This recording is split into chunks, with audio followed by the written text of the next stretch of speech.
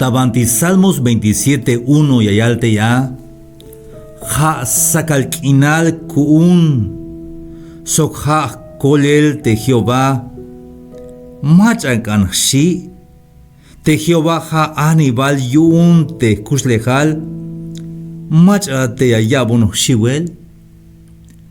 Sí, te Salmos 27:1.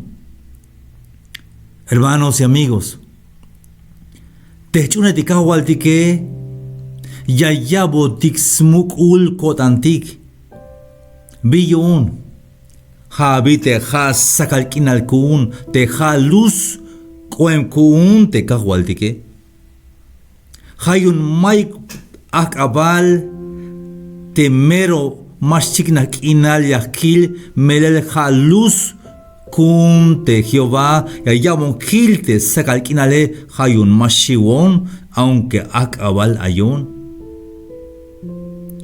sukmastao dikte akabale mele pisi ora sakte kinale mele ha hoktik te kahwaltike ha sakil kinal yali ha sakil kinal kun te Jehová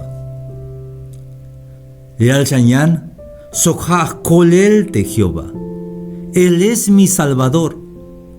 Aunque hay machayotan yayutzinat, pero mabash bajug yun como hayas kolta yat te kahualtike. Y te yoshebal, te Jehová, ha anibal yun te kuslejal. Él es mi fortaleza.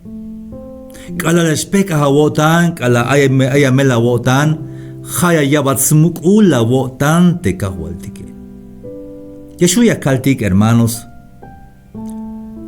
Teme ay macha yotan yayutz inon o teme ay macha yotan yayutz inate akamigils ba melel ay me macha yaskoltayon ay me macha yaskoltayat has tukel te diose te mashyak ata utz inel has mukul kotantikabi hayun mashiwat ayuksmukula wotan como ha sokinehat te kahualdike chikambanti ayat halbia te kahualdike kahual hoki na wons pisilora mame shapite son kahual como te maja hok te kahualdike aunque ayata mero yik al akabal mabaya shiwat porque ha luz aún te kahualdike